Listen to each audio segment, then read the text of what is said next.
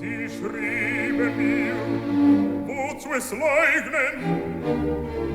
Sie gestanden voll Vertrauen mir wahr und offen, die reinen Seele keusches Hoffen.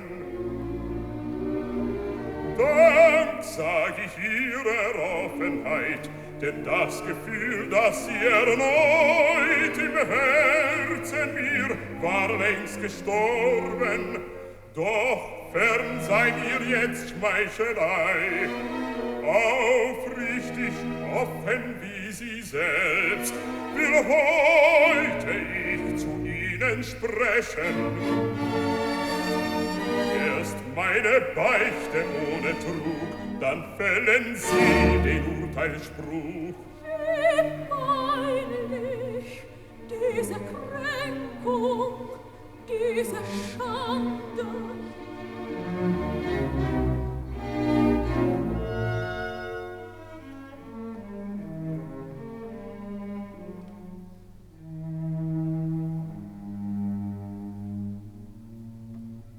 Wenn mich für Häuslichkeit auf Erden bestimmt ein gütiges Geschick, Gatte, Vater gar zu werden, ich zöger keinen Augenblick. Sie gleichen meinem Ideal und nicke nicht zu anderer Wahl.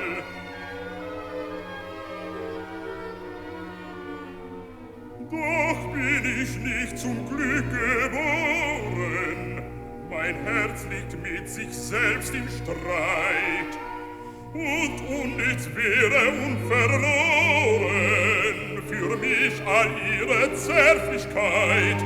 Ja, glauben Sie, die Ehe würde uns beiden bald zur Qual und Bürde.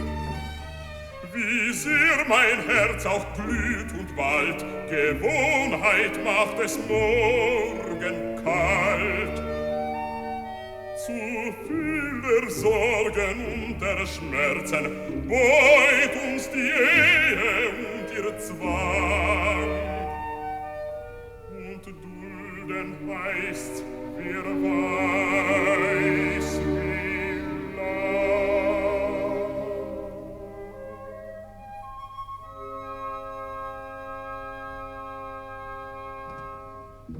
Jahre kehren niemals wieder, ach, niemals wieder, es wird mein Herz nie wieder jung. Tanja, ich lieb sie wie ein Bruder, ja, wie ein Bruder, und doch, wer weiß, vielleicht noch mehr, und doch, wer weiß, und doch, wer weiß, und doch, vielleicht noch mehr. Die Zukunft wird eins Recht mir geben, die Liebe ist